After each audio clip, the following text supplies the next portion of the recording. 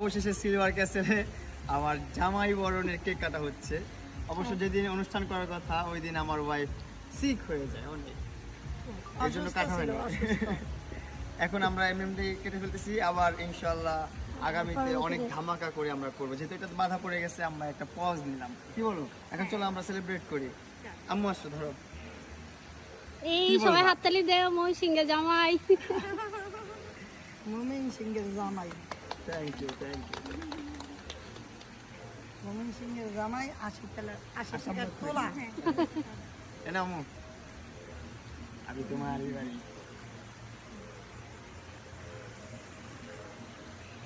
ये जामा साथे मिले गए केक के काला वो ना জামার সাথে মিশিয়ে ময়মনসিংহে বিলাসবহুল শ্বশুরবাড়িতে প্রথমবার গেলেন TikToker Prince Mamun. TikToker Prince Mamun আবারও খবরের শিরোনামে। এবার কোনো বিবাদ নয়, বরং প্রথমবারের মতো ময়মনসিংহের শ্বশুরবাড়িতে পা রেখে নতুন আলোচনার জন্ম দিয়েছেন এই টিকটকার। মামুনের এই সফর এবং তার নতুন জীবনসঙ্গিনী মোহনাকে ঘিরে আবার নতুন করে সমালোচনা তৈরি হচ্ছে। জানা গেছে, ময়মনসিংহে মোহনার বাবার আলিশান বাড়িতে প্রিন্স মামুন পৌঁছালে তাকে এক রাজকীয় সংবর্ধনা দেওয়া হয়। ভিডিওচিত্রে দেখা যায়, বিলাসবহুল এই বাড়িতে জামাই আপ্যায়নে কোনো কমতি রাখছেন না মোহনার পরিবারের সদস্যরা। মামুনের প্রথম আগমন উপলক্ষে সেখানে বিশেষ অনুষ্ঠানের আয়োজন করা হয়েছে।